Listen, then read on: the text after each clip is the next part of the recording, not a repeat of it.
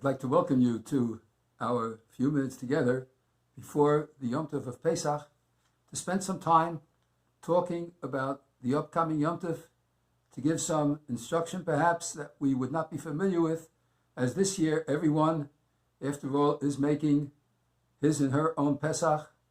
Some families may be together, many are alone, but please keep in mind, a Jew is never alone. HaKadosh Baruch Hu is with every one of us. And I, for one, feel very close to all those of our shul, and my heart is going to be with you no matter where you are.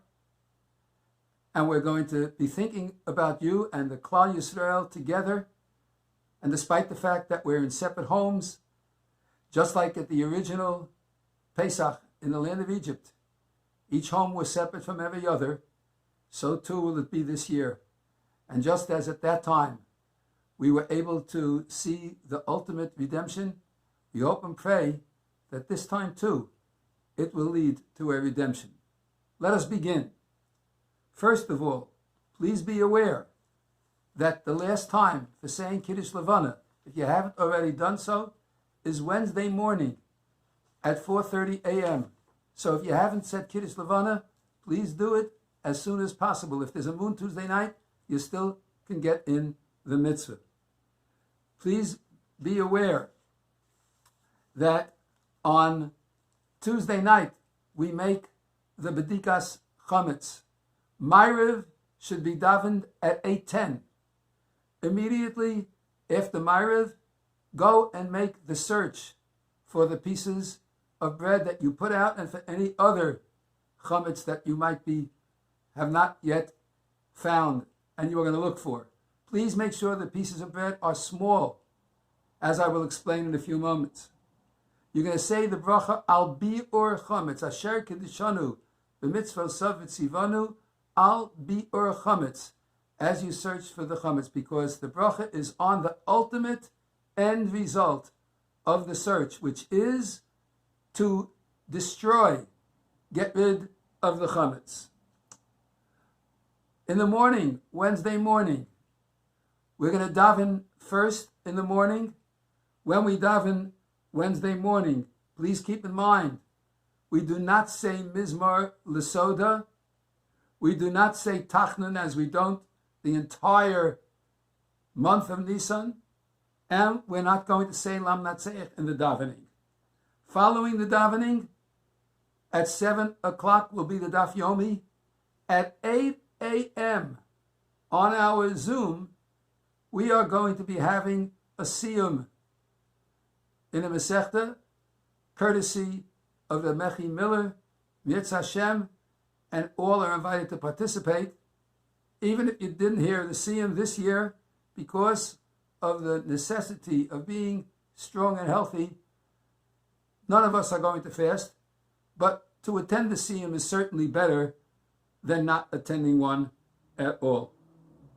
The last time, so the siyum will be at 8 a.m. The last time to eat chametz, the very last time to eat chametz, is 10:15 Wednesday morning. The latest time for destroying the chametz is going to be at 11:36. Please don't wait for the last minute. At about 11 o'clock, take the few pieces that you collected in the search, crumble them up into small little bits. And this year, and we're going to follow the Chachamim who have a discussion in Pesachim about how to get rid of chametz. Rabbi Yehuda says you have to burn it.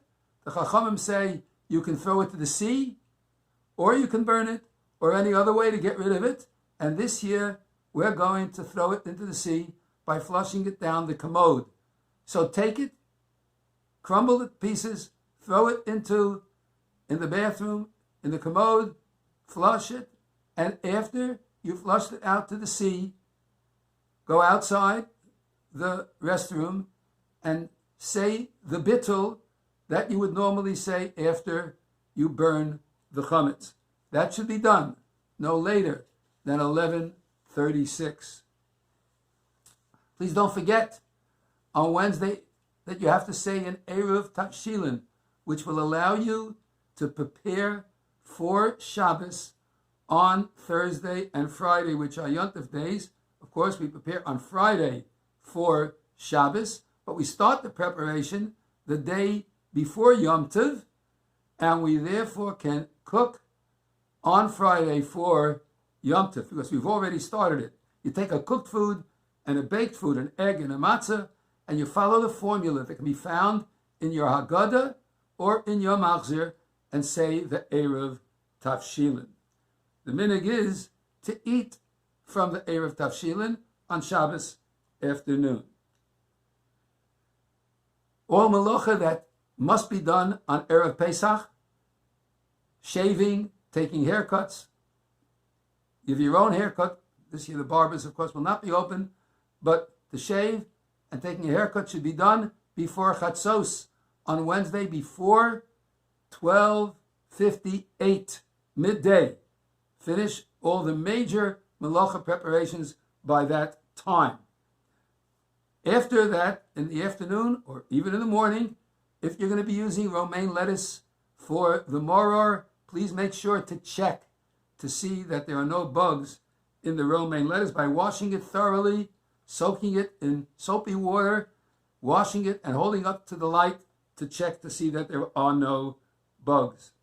In the afternoon, one may eat up until 4 p.m. a regular meal, even using matzah mel cooked, so that you can eat so-called knedlach. But once 4 o'clock comes in the afternoon, we shouldn't eat any major meal, even though there are many foods that we're allowed to eat. And I recommend that in order to not be too hungry by the Seder, because it does take time until we get to the Shulchan Orech, what we should do is have some fruit, you have a piece of meat, a piece of chicken, some kugel that doesn't have matzah mel in it. You can have nuts and you can have some drink, not wine preferably, but some other drinks you may have, and like we said, fruit and vegetables and certainly some meat. Candle lighting time on Wednesday night is 8 minutes after 7. We're going to try to light candles, of course, on time, as we do all the time. And Ma'ariv should be recited at 8:10 p.m. Immediately following Ma'ariv at home, we begin the Seder as quick as possible, but definitely only after Ma'ariv at 8:10. When it comes to the order of the Seder, we have the 14 steps, and we're going to go through them very quickly. Kadesh. We're going to say Kiddush, and in the Kiddush, we're going to say the Borei Pri Hagafen, we're going to say the Asher Bachar Banu, and the bracha that ends Mekadesh Yisrael V'Hazmanim, and we're going to say a Shechianu over a cup of wine. The first cup of wine is the mitzvah of making Kiddush, and preferably we should be using wine, not grape juice. If you can't drink wine, you may use grape juice, but it's preferable to use wine. The amount of wine that should be in the cup is very small. You only need 3 ounces in the cup, and you only have to drink half of it, or even less. If you're going to drink Rov Kos, that will be 1.6 ounces. If you're going to go according to the opinion that Mole Lugmav is enough, a cheekful is enough, Rav Moshe Zatzal said that 3/4 of an ounce to 1 ounce would be enough to fulfill that requirement. So we know that wine is the most preferable because it has the ability to make you feel free, even though a lot of people might think it enslaves you. But as Rav Hirsch points out, even though we drink 4 cups of wine at the Seder, we are so free that the inebriation has no effect on us whatsoever. The second step is rechatz. We wash without saying the full bracha. We don't say the bracha at all of Al Natilas Yadayim. We don't say Baruch Atah Hashem. We don't say Elokeinu Melech Haolam. We don't say Asher Kedishonu Mitzvosav Tzivanu. And we don't say Al Natilas Yadayim. We just wash because we're going to be eating something which is dipped in mashke. And that's a level of holiness that pertains only to the Yom Tov of Pesach in our times. The minhag is that everyone at the table should wash, since we're all eating the next course, which is karpas, without a bracha. We're going to wash without a bracha.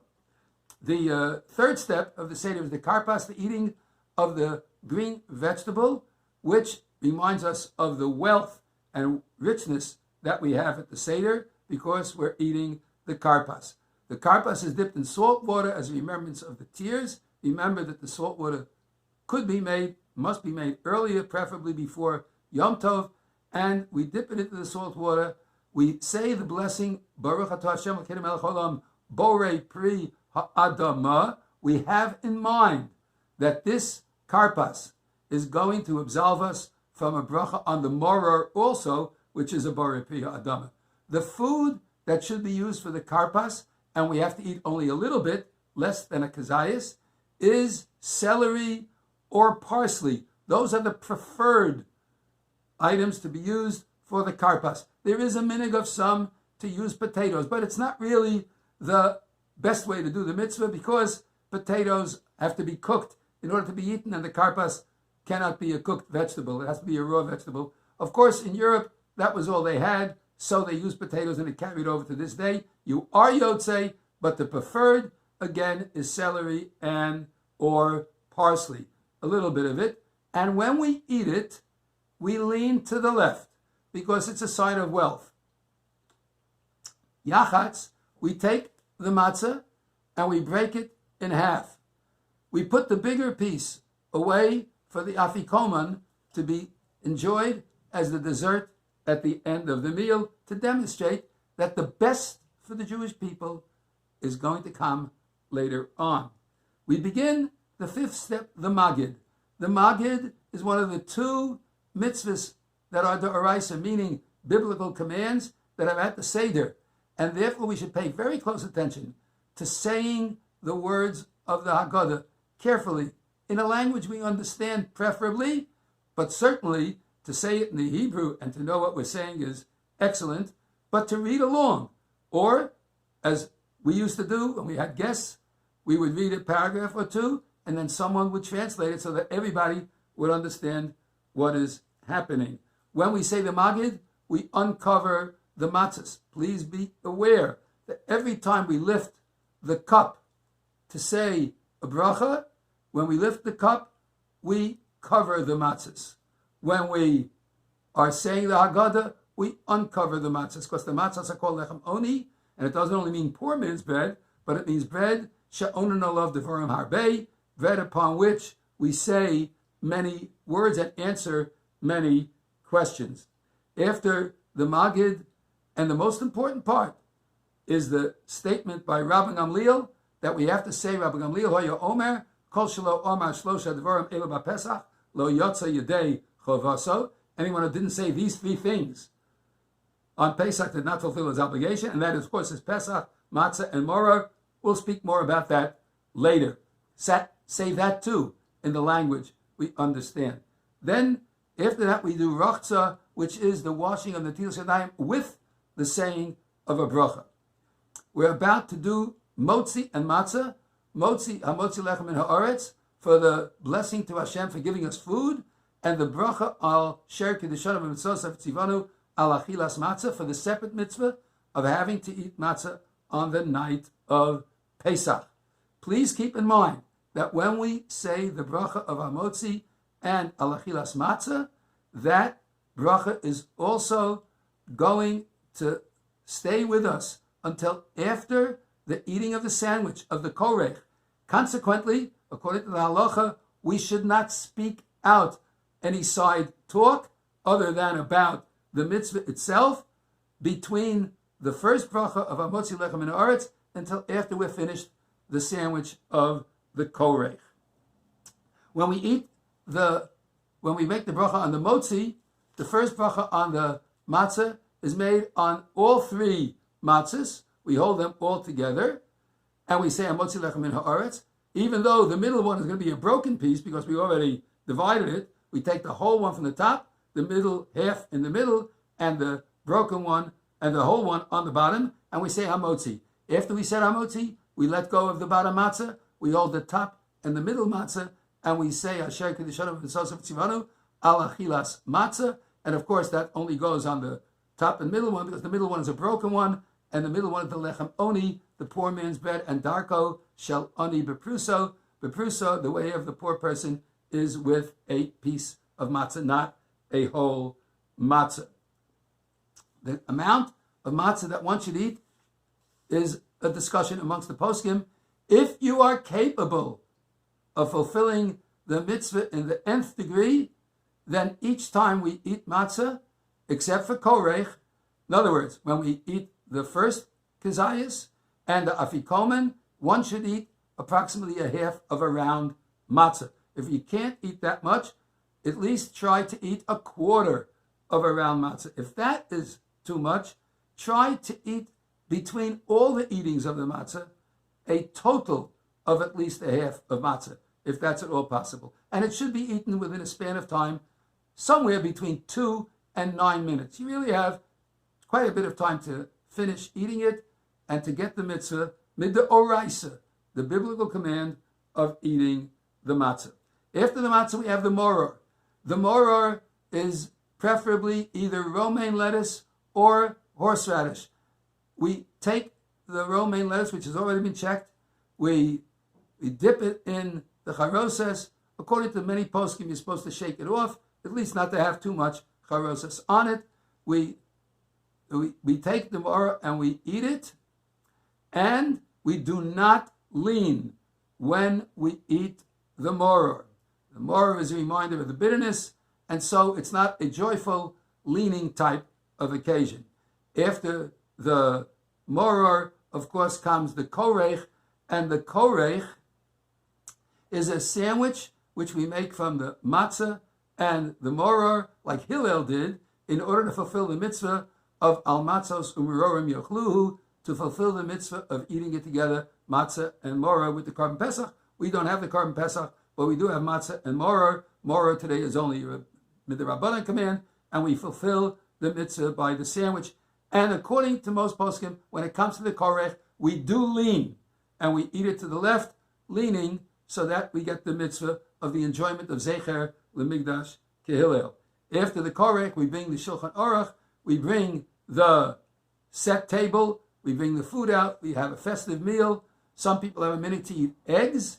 The egg, of course, represented the Karban Chagiga, and also a reminder that the night of Pesach is always the night of Tisha B'Av, the same night. And consequently, that's another reason for the egg, which reminds us of the morning and the destruction of the Beis HaMikdash a little bit, but it also reminds us of the Karban Chagiga, which we can no longer bring because the Beis HaMikdash has been destroyed, but we hope will soon speedily be rebuilt in our time.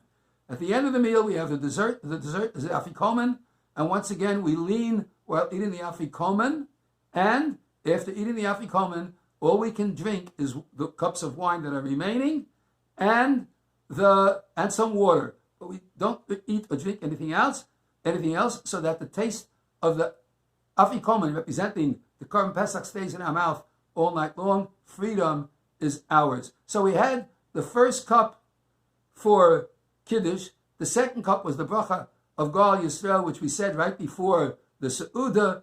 Now we're going to bench, and we're going to say, after the Afikomen Barech, we're going to say the blessing of Birchas HaMazon, thanking Hashem for the food, and that's going to be our third cup. And the last cup, of course, is going to be Hallel and Nirtzah, on the singing of the songs of praise of Hallel, and the willing accepting quality that goes along with all the beautiful songs that we're used to whenever it comes the Yom Tov of Pesach. Should make note of the fact that in the Ma'ariv service, we have a minhag in our shul that we do say Hallel with the bracha on the first and second night of Pesach.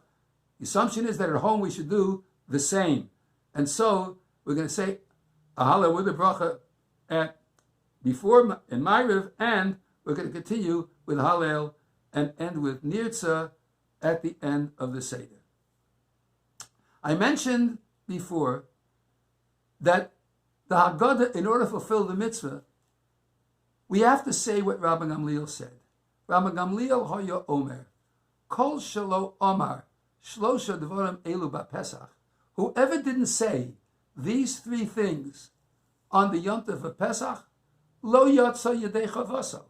He didn't fulfill his requirement.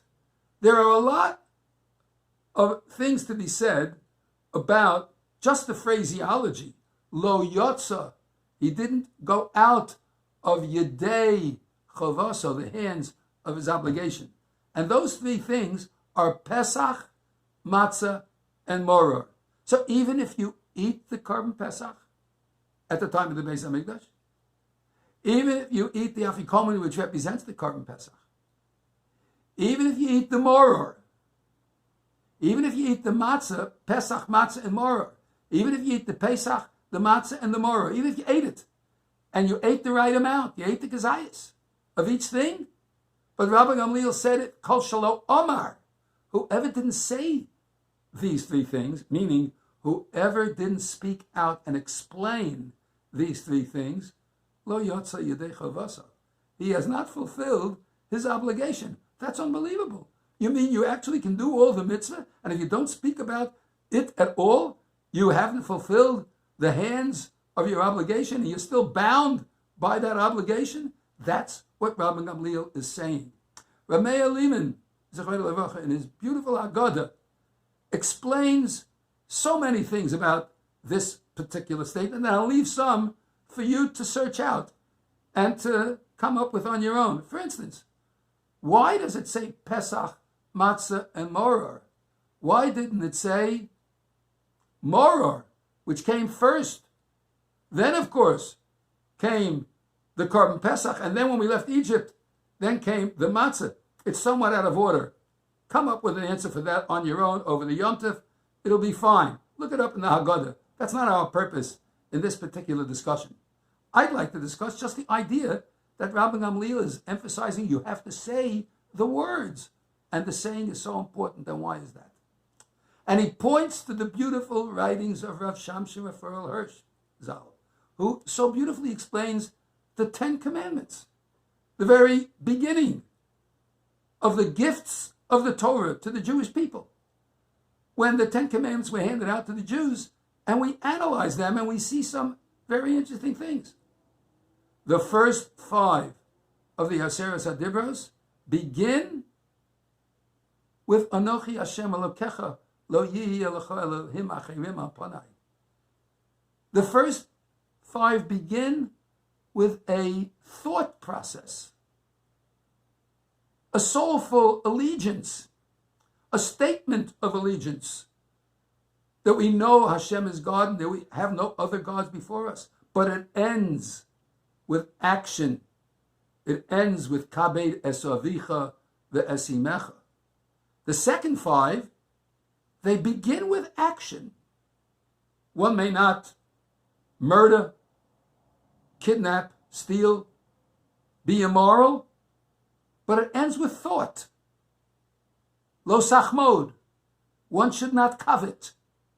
We start the 10 Commandments with thought and end the first 5 with action. We start the second 5 with action and we end with thought, says Rav Hirsch. This is to teach us that the Jew is a synthesis. We're not just people who have outward actions, inward thoughts, but the inward thoughts of our loyalty to Hashem, our relationship with the creator of the universe, with the divine, finds its expression in our actions. It's not just a religious feeling. It's a combination of taking our feelings and knowledge of those feelings. As the Rambam says, it's the knowledge of God. And we take that knowledge and we translate it into action, kabet es avicha ve'esimecha.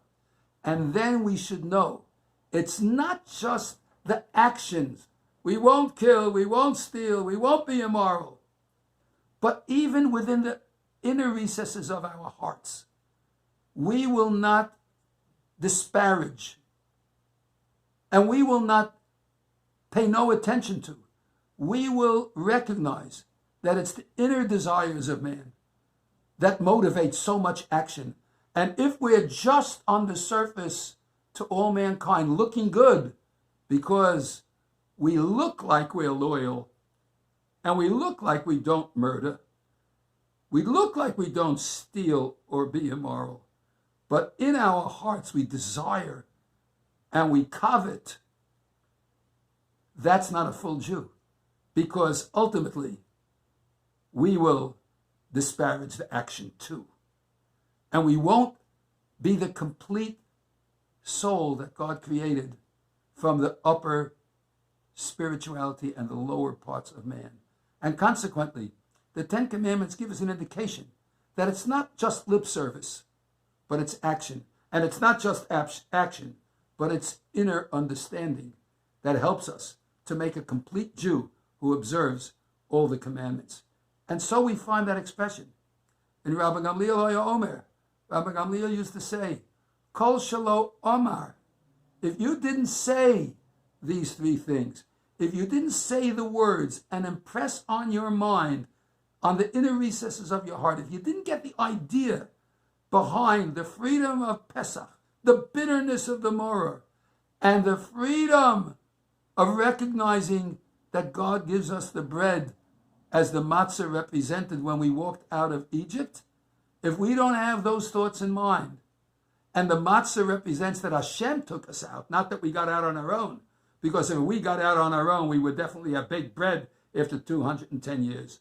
We were taken out even when we weren't aware of it by Hashem himself. And so when we say and speak about the Korban Pesach of freedom, and when we speak about the matzah, and when we speak about the bitterness that we have suffered over all the years, we're not just doing actions that have no value and no meaning, but we are combining our thoughts and our actions.